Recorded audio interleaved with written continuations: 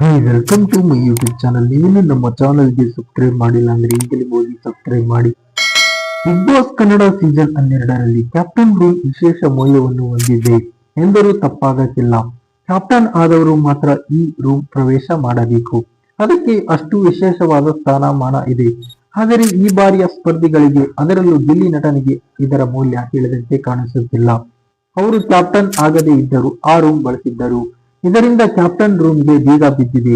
ಯಾರೇ ಕ್ಯಾಪ್ಟನ್ ಆದರೂ ಗಿಲ್ಲಿ ನಟ ಅವರು ಕ್ಯಾಪ್ಟನ್ ರೂಮ್ ಬಳಸುವುದನ್ನು ನೀವು ಕಂಡಿರಬಹುದು. ಈ ವಾರವೂ ಹಾಗೆಯೇ ಆಗಿದೆ. ಸ್ಪಂದನ ಮತ್ತು ಅಭಿಷೇಕ್ ಅವರು ಕ್ಯಾಪ್ಟನ್ ಆದಾಗ ಗಿಲ್ಲಿ ನಟ ಅವರು ಬಿಗ್ ಬಾಸ್ ಮನೆಯ ಕ್ಯಾಪ್ಟನ್ ರೂಮ್ ಪ್ರವೇಶ ಮಾಡಿದ್ದರು. ಕಾವ್ಯ ಕೂಡ ಇದ್ದರು. ಆನಂತರ ಗಿಲ್ಲಿ ಅವರು ಬೆಡ್ ಪಕ್ಕದ ಚೇರ್ ಮೇಲೆ ಕುಳಿತರು. ನಂತರ ಒಂದು ಹಂತಕ್ಕೆ ಮುಂದೆ ಹೋದ ಗಿಲ್ಲಿ ಅವರು ಹಾಸಿಗೆ ಮೇಲೆ ಮಲಗಿದ್ದರು. ಅಲ್ಲಿಂದ ಅಭಿಷೇಕ್, ಧನುಷ್ ಅವರು ಹೊರಗೆ ಹೋಗುವಂತೆ ಹೇಳಿದರೂ ಕೇಳಲಿಲ್ಲ. ಹಾಗೆ ಕುಳಿತುಕೊಳ್ಳಬಾರದು ಎಂದು ಅಭಿಷೇಕ್ ಹೇಳಿದರು. ಆದರೆ ಇದನ್ನು ಗಿಲ್ಲಿ ಕೇಳಲೇ ಇಲ್ಲ. ಅವರು ಮಲಗದೇ ಇದ್ದರು. ಇಷ್ಟು ದಿನ ಸುದೀಪ್ ಅವರು ಈ ವಿಷಯದಲ್ಲಿ ಸೈಲೆಂಟ್ ಆಗಿದ್ದರು. ಈಗ 70 ದಿನಗಳ ಬಳಿಕ ಕ್ಯಾಪ್ಟನ್ ರೂಮ್ಗೆ ಬೀಗ ಬಿದ್ದಿದೆ.